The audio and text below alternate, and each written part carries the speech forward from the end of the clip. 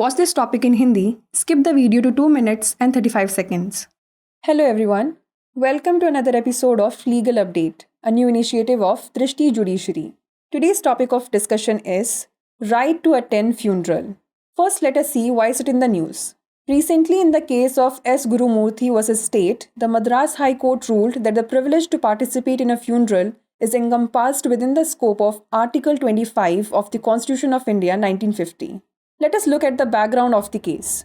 On 13th June 2023, the petitioner was arrested and put under judicial custody for offences under the Narcotic Drugs and Psychotropic Substances Act 1985.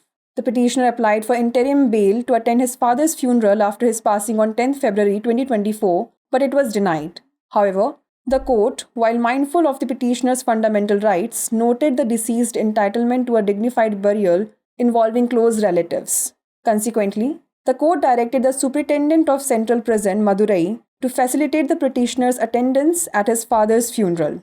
The court observation was as follows. Justice G.R. Swaminathan observed that the prisoners, including under trials, can invoke this right under Article 25 of the Constitution of India. This right encompasses the participation in funeral ceremonies of immediate family members, but it is not absolute.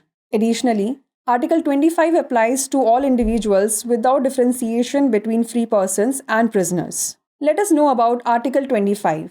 Article 25 of the Constitution guarantees freedom of conscience and free profession, practice and propagation of religion. However, this freedom is subject to reasonable restrictions in the interest of public order, morality and health. It applies to all individuals, citizens and non-citizens.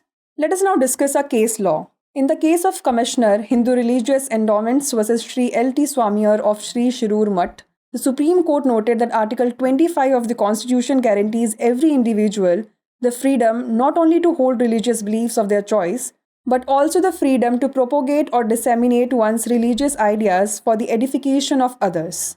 Before we wrap up, here's a question for you. According to Article 25 of the Indian Constitution, who is entitled to the freedom of conscience and religion? Only citizens of India, only non-citizens, both citizens and non-citizens, or only religious leaders? Send the answer to this question in the comment section. Like, share and subscribe for more such content. नमस्कार, दृष्टि judiciary की नई पहल legal update programme में आपका स्वागत है। आज हमारी चर्चा का विषय है अंतिम संस्कार में शामिल होने का अधिकार। सबसे पहले जान लेते हैं यह चर्चा में क्यों है। हाल ही में एस गुरुमूर्ति बनाम राज्य के मामले में मद्रास उच्च न्यायालय ने फैसला सुनाया कि अंतिम संस्कार में भाग लेने का विशेषाधिकार भारत के संविधान 1950 के अनुच्छेद 25 के दायरे में आता है। आइए जान लेते हैं मामले की पृष्ठभूमि। 13 जून 2023 को याचिकाकर्ता को narcotic drugs and psychotropic substance act 1985 के तहत गिरफ्तार किया गया और न्यायिक हिरासत में रखा गया। याचिकाकर्ता ने 10 फरवरी 2024 को अपने पिता के निधन के बाद उनके अंतिम संस्कार में शामिल होने के लिए अंतरिम जमानत के लिए आवेदन किया था, लेकिन इसे अस्वीकार कर दिया गया। हालांकि न्यायालय ने याचिकाकर्ता के मौलिक अधिकारों को ध्यान में रखते हुए मृतक के करीबी रिश्तेदारों को शामिल करते हुए सम्मानजनक अंत्येष्टि का अधिकार माना। नतीजतन न्यायालय ने केंद्रीय कारागार मदुरई के अधीक्षक को याचिकाकर्ता को उसके पिता के अंतिम संस्कार में शामिल होने की सुविधा प्रदान करने का निर्देश दिया। न्यायालय के अवलोकन की बात करें तो न्यायमूर्ति जी.आर. स्वामीनाथन ने कहा कि विचाराधीन कैदियों सहित कैदी भारत के संविधान के अनुच्छेद 25 के तहत इस अधिकार का इस्तेमाल कर सकते हैं। इस अधिकार में निकटतम परिवार के सदस्यों के अंतिम संस्कार समारोहों में भागीदारी शामिल है, लेकिन यह पूर्ण नहीं है। इसके अतिरिक्त अनुच्छेद 25 स्वतंत्र व्यक्तियों और कैदियों के बीच भेदभाव किए बिना सभी व्यक्तियों पर लागू होता है। चलिए जान लेते हैं अनुच्छेद 25 के बारे में। भारतीय संविधान के अनुच्छेद 25 के अनुसार सभी व्यक्तियों को अंतःकरण की स्वतंत्रता, धर्म को अबाध रूप से मानने, आचरण करने और प्रचार करने का अधिकार होगा। हालांकि यह स्वतंत्रता सार्वजनिक व्यवस्था, नैतिकता और स्वास्थ्य के हित में उचित प्रतिबंधों के अधीन है। यह सभी व्यक्तियों, नागरिकों और गैर नागरिकों पर लागू होता है।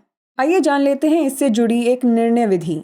आयुक्त हिंदू धार्मिक बंदोबस्ती बनाम श्री L.T. श्री शिरूर मठ के स्वामी के मामले में सुप्रीम कोर्ट ने कहा कि संविधान का अनुच्छेद 25 प्रत्येक व्यक्ति को न केवल अपनी पसंद की धार्मिक मान्यताओं को रखने की स्वतंत्रता की गारंटी देता है, बल्कि दूसरों के उत्थान के लिए अपने धार्मिक विचारों को प्रचारित या प्रसारित करने की भी स्वतंत्रता देता है। आइए नोट कर लेते हैं एक अभ्यास प्रश्न। अनुच्छेद 25 के अनुसार अंतःकरण और धर्म की स्वतंत्रता का हकदार कौन है? केवल भारत के नागरिक, केवल गैर नागरिक, नागरिक और गैर नागरिक दोनों, या केवल धार्मिक नेता? इसका उत्तर हमें कमेंट सेक्शन में ज़रूर भेजिएगा। ऐसी ही और वीडियोस देखने के लिए लाइक, शेयर और सब्सक्राइब करना ना भूलें।